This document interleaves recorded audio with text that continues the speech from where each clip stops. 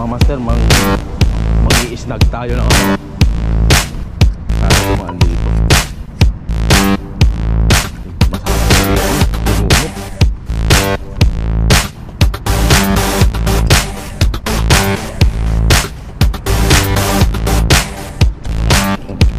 Huli master.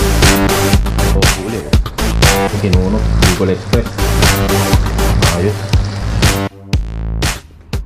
Magandang hapon po sa inyo mga master. Bumalik po tayo dito ngayon sa sa Cornish. Yan po. Magpi-fishing po tayo. Bali dalawang klaseng fishing po natin ngayon master. Dalawang method tayo. Isang jigging or casting. Ito po yung Sedona plus yung Chorinoya natin na medium. Yan po. Tapos ang isa pa po yung ating squid jig. Try po natin mag squid jig ulit dito. Sana makauli tayo ulit nung cuttlefish master. May pang adobo or pang calamari tayo. Ayan, try po natin ngayon dito master. Sana makahuli po tayo. Samahan nyo po ako. Maraming po salamat mga master. Try muna natin mag jig master. Sana makadali tayo. High tide ngayon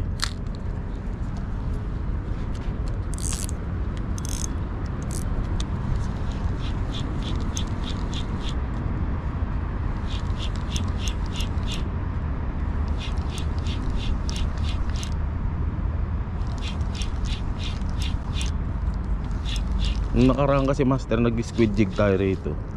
Ang daming trevally.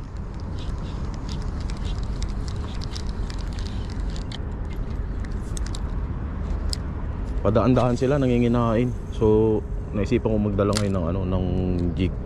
Baka sakali makahuli tayo master. Try lang natin.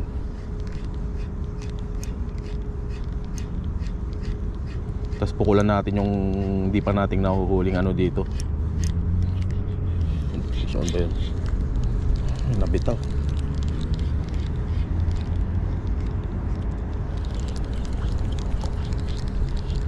Bitawan master. Ewan ko kung fish on or tumabingi lang yung lure natin.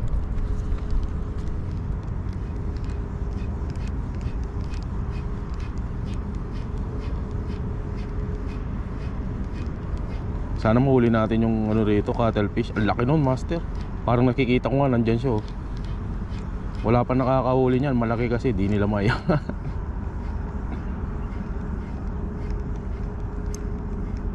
Try muna natin mag squid jig master.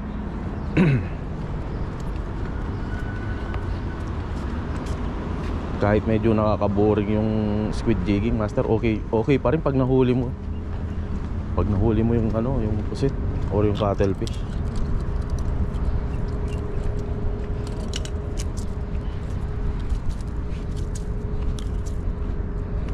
Sana mahuli natin para may pang-ulam ulit tayo.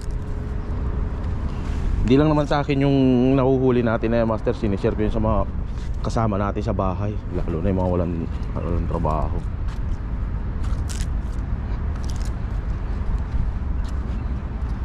Try muna natin dito mag huli kung meron. Sana makahuli tayo.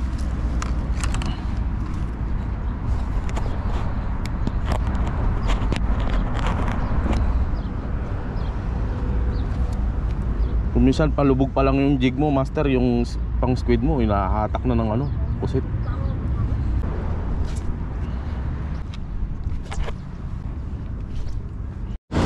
Mga master, mangi-snag tayo ng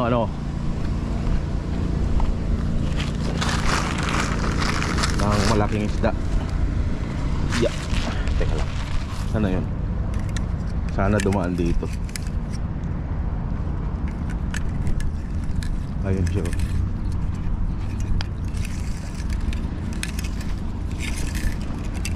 Snagin natin master kung madali natin. Masarap to kinunot.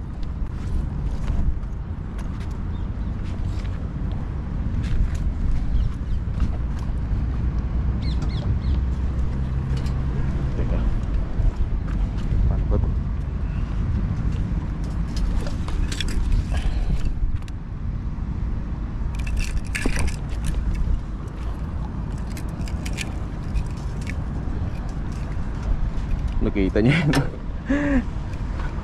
Nakita niya yung ano natin. Sana? Yun. Nandun ba siya na?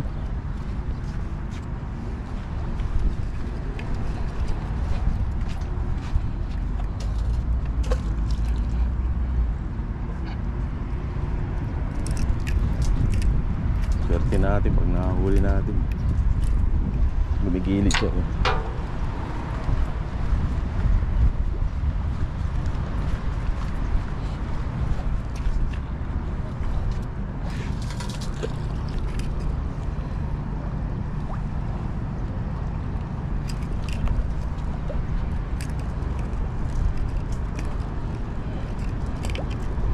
Hindi natin may snag eh.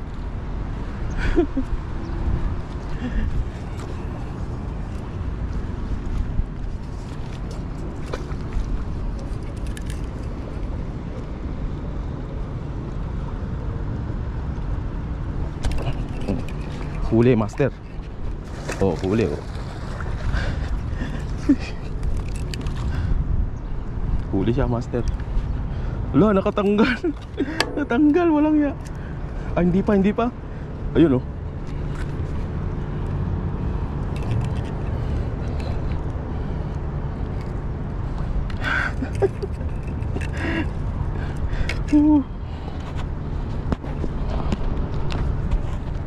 Ayan master.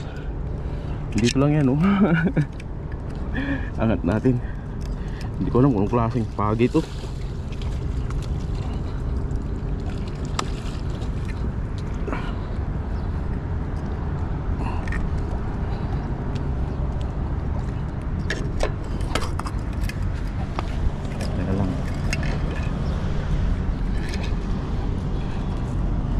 Ingat tayo sa ano niya master, sa buntot niya.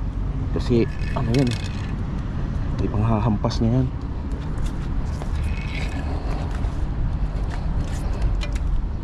Ayun oh. Pag natusok ka niyan ako. Kita mo yan.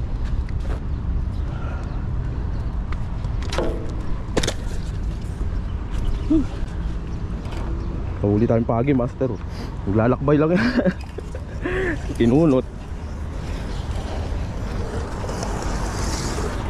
Ayan siya master.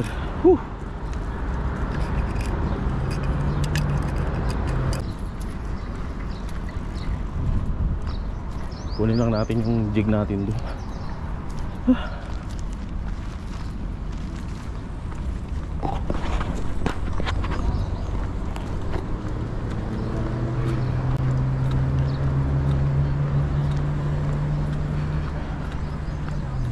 Ganun talaga sa fishing mga master. Hindi mo alam kung anong mahuhuli mo sa dagat. Pwedeng malaki, pwedeng maliit, pwedeng pagi, pwedeng pating.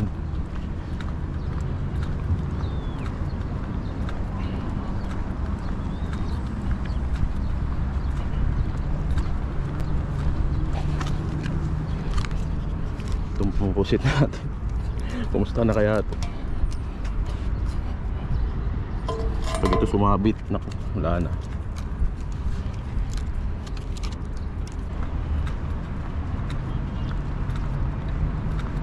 Hindi ko siya maintindihan ba't kulay itim siya. Oo. Camouflage din ang ano, ang ano tawag dito, stingray. Puntahan natin master. Solve na yung fishing natin. Nakakuha na tayo. Natalo yung dalawa nating pang ano, pang huli. Yung pang squid jig tsaka ano, pang jig natin ng kitok. Matindi pa yung nahuli natin. Sana yun? Dito.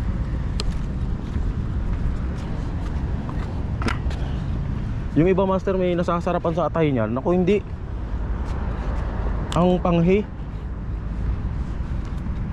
Yung atay niya mo panghi.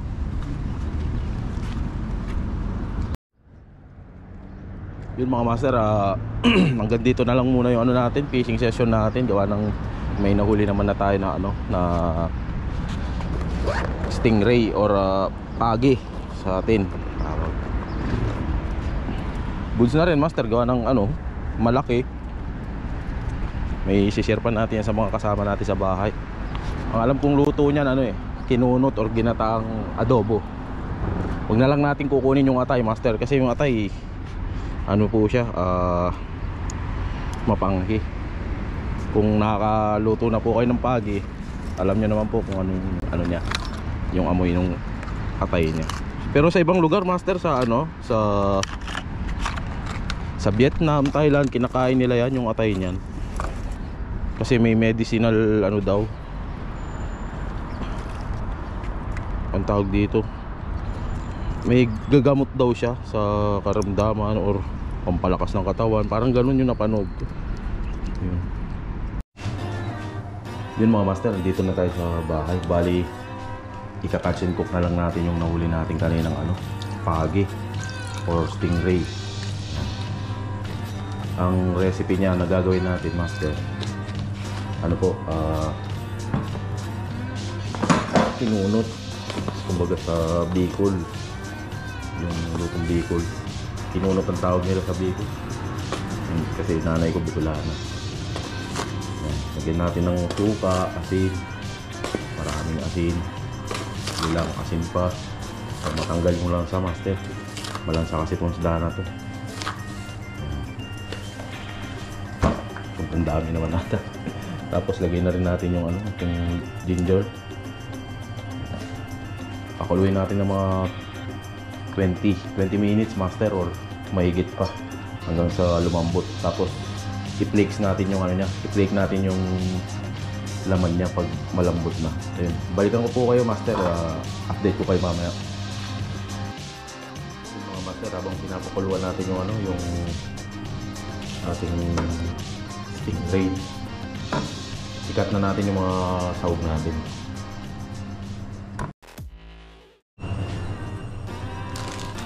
Yung gulay naman mga master, yung gawin natin. Meron tayo dito malunggay, 2.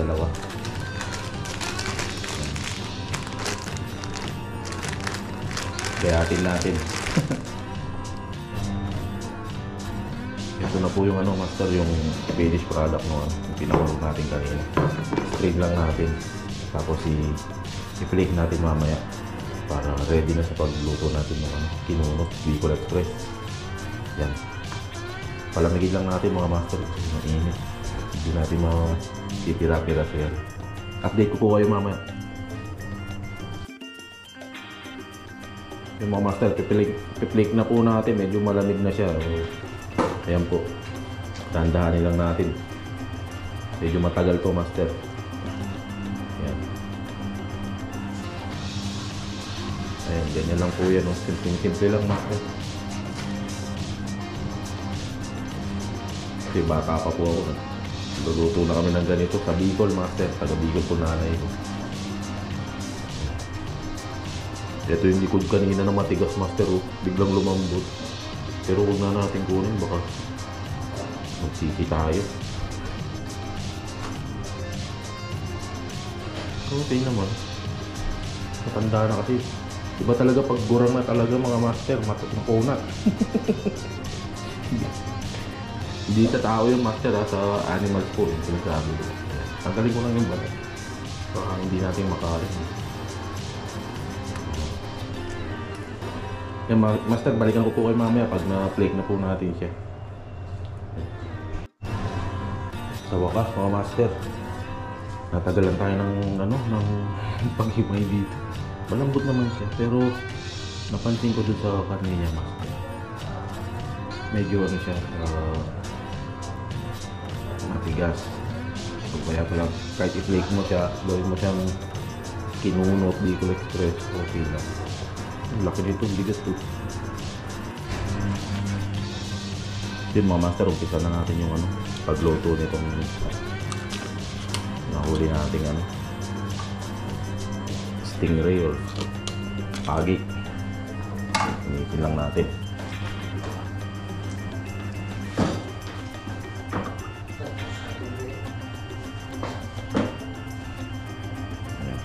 Butter nga pala to mga master. Lalagay natin dito. Kasi ewan ko ba yung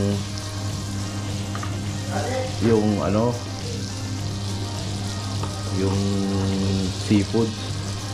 Masarap siya yung lagyan ng butter, master. Tapos konting cooking oil para hindi masunog yung ano natin, yung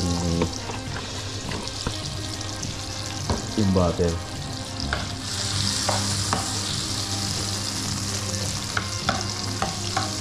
Yan na mga master kung medyo madilim. Gabi na kasi rito.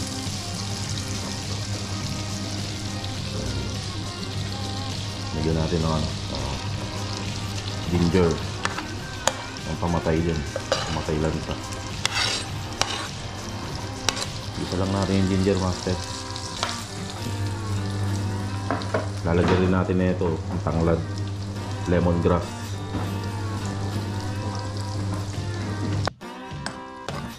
Gisahin lang natin to, master, tapos lagay natin yung gata.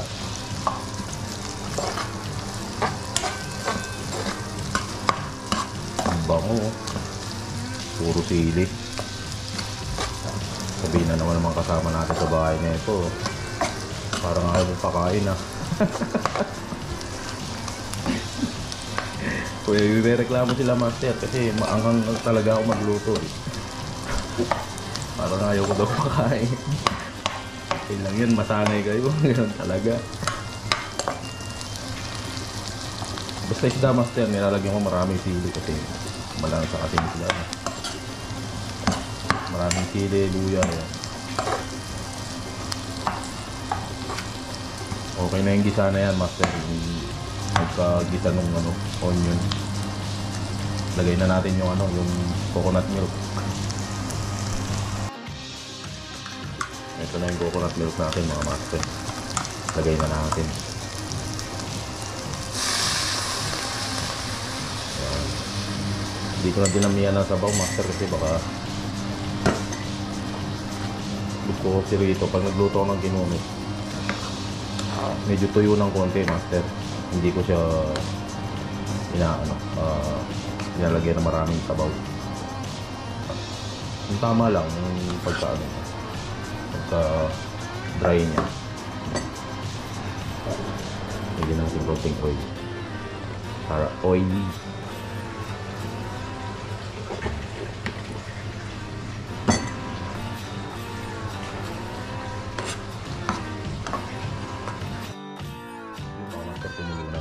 So, lagay na natin yung stingray natin.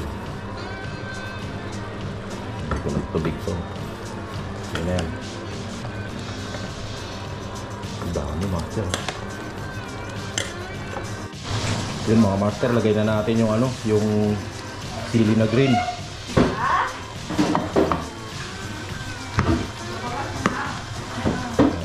Yan na yung sili na green. Haluin lang natin mga master.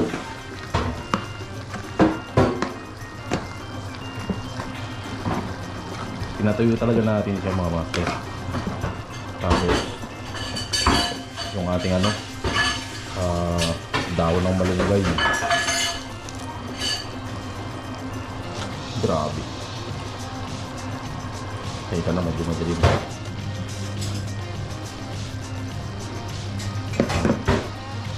Mga master, sarap niya ito mga master.